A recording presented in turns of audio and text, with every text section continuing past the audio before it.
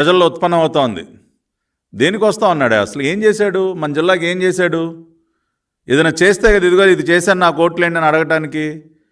అసలు రాష్ట్రానికి కానీ మన జిల్లాకి కానీ మన ప్రాంతానికి కానీ ఏం చేశాడు? అంతా దోపిడీ నాశనమే కదా. అసలు దేనికి వస్తూ ఉన్నాడన్న ఒక ప్రశ్న కూడా ఉత్పన్నం అవుతోంది. దేనికి అంటే ఈయన గారికి, ఈ రాష్ట్ర ముఖ్యమంత్రి జగన్ రెడ్డి కూడా తెలుసు, ఇక మళ్ళీ తాను ముఖ్యమంత్రి అయ్యేది లేదు, మళ్ళీ తన పార్టీ అధికారంలోకి వచ్చేది లేదు అన్న విషయం ఈ రాష్ట్ర ముఖ్యమంత్రికి చాలా స్పష్టంగా తెలుసు. అందుకనే చివరి రౌండ్, రాష్ట్రం మొత్తం చివరిసారిగా ఒక రౌండ్ వేసేసి లెక్కలు సరి చేసుకోవడానికి వస్తూ ఉన్నాడు. దేనికి వస్తూ ఉన్నాడండి? బస్సు వేసుకుని. ఈ బస్సు యాత్ర దేనికి చేస్తూ ఉన్నాడంటే ప్రజలకి ఏదో తాను మంచి చేశానని చెప్పుకోవటానికో, చేసిందేమీ లేదనుకోండి, ఏదో నేను ఇది చేశానని చూపించుకోవటానికో, భవిష్యత్తులో మళ్ళీ ఇది చేస్తానని చెప్పడానికో, మళ్ళీ ఈయన గారు ఏదైనా చేస్తానని నమ్మేటటువంటి పరిస్థితిలో కూడా ప్రజలు లేరు.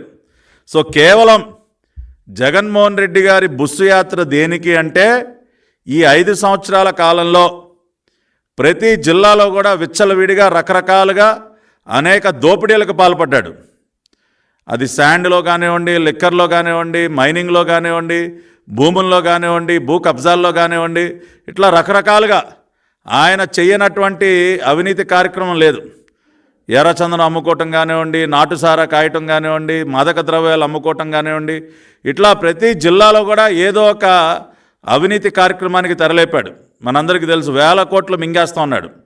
సో వాటికి సంబంధించినటువంటి లెక్కలు, ఫైనల్ అకౌంట్స్ అయిపోయింది కదండి. ఇంకా టర్ము దోపిడీకి తెరదించాల్సిందే. ఆయనకి తెలిసి అయిపోయిందిరా బాబు, అవకాశం, ఒక్క ఛాన్స్ అని అడిగాము, రాష్ట్రాన్ని నాశనం చేసి మొత్తం రాష్ట్రానికి గుండు కొట్టించడానికి, రాష్ట్రంలో ఉన్నటువంటి సంపద దోచుకోవడానికి ఒక ఛాన్స్ అడిగాను, పాప అమాయకులు నా మాటలు నమ్మేసి ఒక ఛాన్స్ ఇచ్చారు ప్రజలు, మళ్ళీ ఇచ్చేది లేదు కాబట్టి ఫైనల్ అకౌంట్స్ తేల్చుకుందాం అని చెప్పి తిరుగుతూ ఉన్నాడు. ప్రతి జిల్లాకి వెళ్ళటం, ఆ జిల్లాలో ఉన్నటువంటి తన మాఫియానంతా పిలవటం, ఏంటా బ్రదర్ చెప్పు, ఏంటి లెక్క చెప్పు, ఏంటి ఇసుక లెక్క ఎంత, ఈ 5 సంవత్సరాలు ఇదిగో ఇంత దోచావు, నా తాడేపల్లి కొంపకి ఇంత పంపించావు, ఇంకెంత పెండింగ్ ఉంది, ఎప్పుడు ఇస్తావు, ఇంక ఫైనల్, ఇంక లేదు, అకౌంట్ సెటిల్మెంటే. ఎందుకంటే మన అకౌంట్ సెటిల్ చేస్తూ ఉన్నారు ఇక్కడ ప్రజలందరూ, కాబట్టి మనం కూడా మన అకౌంట్ సెటిల్ చేసుకోవాలి కదా. నువ్వెంత వాటా తీసుకున్నావు, నాకు ఇస్తానన్నది ఎంత, ఇంకా ఇవ్వాల్సింది ఎంత, కాబట్టి ఆ లెక్కలు తేల్చండి అని చెప్పి ప్రతి జిల్లాలో ఊర్లో తెస్టేస్తూ ఉన్నాడు. మైనింగ్లో లెక్కెంత, ఇసుక దోపిడీలో లెక్కెంత, ఎర్రచందనంలో లెక్కెంత, ఇంత రావాలి బస్సులో, వేసే 4 మూటలు రావాలి, వేసే నా బస్సులో వేసుకుని వెళ్ళిపోవాలి, మళ్ళీ ఇంకో జిల్లాకి అక్కడ కలెక్షన్ చూసుకోవాలి.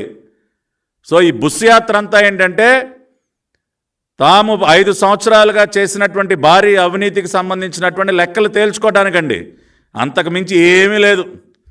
ఈయన గారు మాటలు వినటానికి ఎవడో సిద్ధంగా లేడు, ఇంక ఏదో చేస్తానంటే నమ్మటానికి ప్రజలు సిద్ధంగా లేరు. కాబట్టి ఈ లెక్కలు తేల్చుకోవటానికి తన మాఫియాతో సమావేశాలు ఏర్పాటు చేసుకుని అకౌంట్ సెటిల్ చేసుకోవటానికి జిల్లా జిల్లా వెళుతూ ఉన్నాడు. ఇవాళ అదే రకంగా ఈ రాష్ట్ర ముఖ్యమంత్రి విజయనగరం జిల్లాలో కూడా అడుగుపెట్టాడు. మరి అక్కడ కూడా లెక్క బాగా తేల్చుకోవాల్సిన లెక్క చాలా ఉందండి.